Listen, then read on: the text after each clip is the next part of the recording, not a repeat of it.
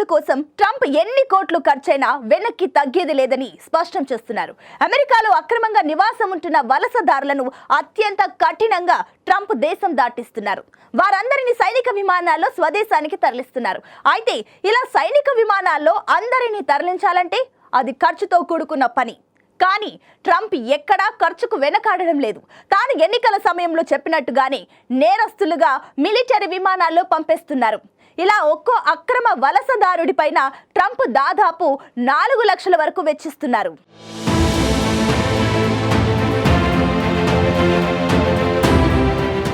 అమెరికాలో అక్రమంగా నివాసం ఉంటున్న విదేశీయులను దేశం నుంచి పంపేసే ప్రక్రియను ట్రంప్ సర్కార్ వేగవంతం చేసింది.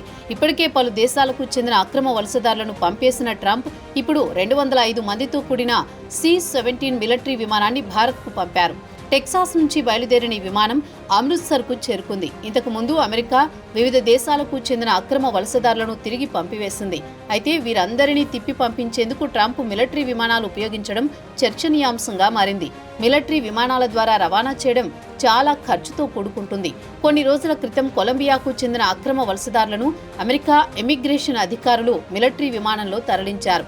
అయితే ఈ విమానాన్ని Colombia president Gustavo Petro landing కు అనుమతించలేదు. అక్రమ వలసదారులను పౌర విమానాల్లో పంపించాలి గాని ఇలా మిలిటరీ విమానాల్లో ఎందుకు పంపిస్తున్నారని ట్రంప్ యంత్రాంగంపై మండిపడ్డారు.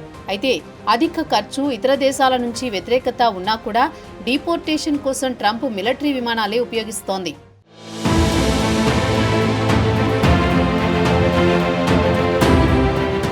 గతంలో బైడెన్ హయాంలోనూ అమెరికాలో సరైన డాక్యుమెంట్లు లేకుండా అమెరికాలో ఉంటున్న విదేశీయులను సివిల్ ప్లేన్స్ లేదా చార్టర్ ఫ్లైట్స్ లో తిరిగి పంపేశారు. ఇది సాధారణంగా జరిగే ప్రక్రియే. ఇలా అక్రమ వలసదారులను సొంత దేశాలకు తిప్పి పంపే ప్రక్రియ మొత్తం అమెరికా కస్టమ్స్ ఇమిగ్రేషన్ ఎన్ఫోర్స్మెంట్ విభాగం ఆధ్వర్యంలో జరుగుతుంది. ఇప్పుడు కూడా అమెరికా కస్టమ్స్ ఇమిగ్రేషన్ ఎన్ఫోర్స్మెంట్ విభాగంలోనే డీపోర్టేషన్ జరుగుతోంది. కానీ ఇలా అక్రమంగా ఉండేవారిని సివిల్ ఫ్లైట్స్ లో కాకుండా మిలిటరీ విమానాల్లోనే డీపోర్ట్ చేస్తున్నారు. ఇక C-17 విమానంలో తీసుకువెళ్లడానికి ఒక్కో అక్రమ వలసదారుడిపై అమెరికా ప్రభుత్వం $4,675 వెచ్చించింది. అంటే భారత కరెన్సీలో దాదాపు 4,07,000 వరకు ఖర్చు పెడుతోంది. కానీ ఒక కమర్షియల్ ప్యాసింజర్ విమానంలో అమెరికా నుంచి భారత్కు ప్రయాణించాలంటే అమెరికన్ ఎయిర్లైన్స్ లో ఒక వ్యక్తి one way first class ticket ధర $853, అంటే ఇండియన్ కరెన్సీలో దాదాపు 74,000 అవుతోంది. ICE డేటా ప్రకారం సాధారణంగా డీపోర్టేషన్ విమానాల ఫ్లైట్ ఖర్చు గంటకు $17,000, అంటే దాదాపు 15 లక్షలు అవుతుంది. ఇందులో 135 మంది అక్రమ వలసదారులను పంపుతారు. కానీ మిలిటరీ విమానం ఖర్చు గంటకు $28,000, అంటే దాదాపు 25 లక్షలు ఖర్చు అవుతుంది. ఇక భారత్ లాంటి సుదూర దేశాలకు పంపాలంటే అది మరింత ఎక్కువ అవుతుంది. ఇంత ఖర్చు అవుతున్నా ట్రంప్ మాత్రం మిలిటరీ విమానాల్లో పంపేందుకే మొగ్గు చూపుతున్నారు.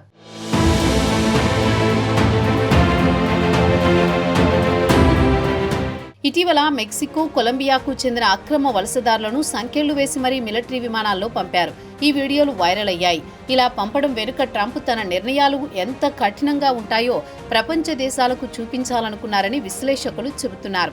అయితే ఇలా సంకెళ్లు వేసి పంపడం మానవ హక్కుల ఉల్లంఘన కిందకు వస్తాయనే విమర్శలు వస్తున్నాయి. ఇక అమెరికాలో ఉంటున్న వలసదారులను ట్రంప్ క్రిమినల్స్ అని, ఏలియన్స్ అని పరుష పదాలతో సంబోధిస్తున్నారు. వారితో అలాగే కఠినంగా ప్రవర్తిస్తామని స్పష్టం చేశారు. ఇటీవల రిపబ్లికన్ పార్టీ సభ్యులతో మాట్లాడిన ట్రంప్ అక్రమ వలసదారులను గుర్తిస్తున్నామని, ఈ ఇల్లీగల్ ఏలియన్స్ ను మిలిటరీ విమానంలో వారి దేశాలకు పంపుతున్నామన్నారు. ప్రస్తుతం ట్రంప్ అమెరికాకు ఉన్న అక్రమ వలసదారుల సమస్యను వెంటనే పరిష్కరించాలని కంకణం కట్టుకున్నారు. అందుకోసం ఆయన దూకుడుగానే వ్యవహరిస్తున్నారు. సాధారణంగా అక్రమంగా ఏదైనా దేశంలో ఉంటూ పట్టుబడితే వారిని అరెస్ట్ చేసి జైళ్లలో శరణార్థులుగా ఉంచుతారు. ఆ తర్వాత కోర్టు కేసులు, ఇలా ఏళ్ల తరబడి వారంతా జైళ్లలోనే మగ్గిపోతారు.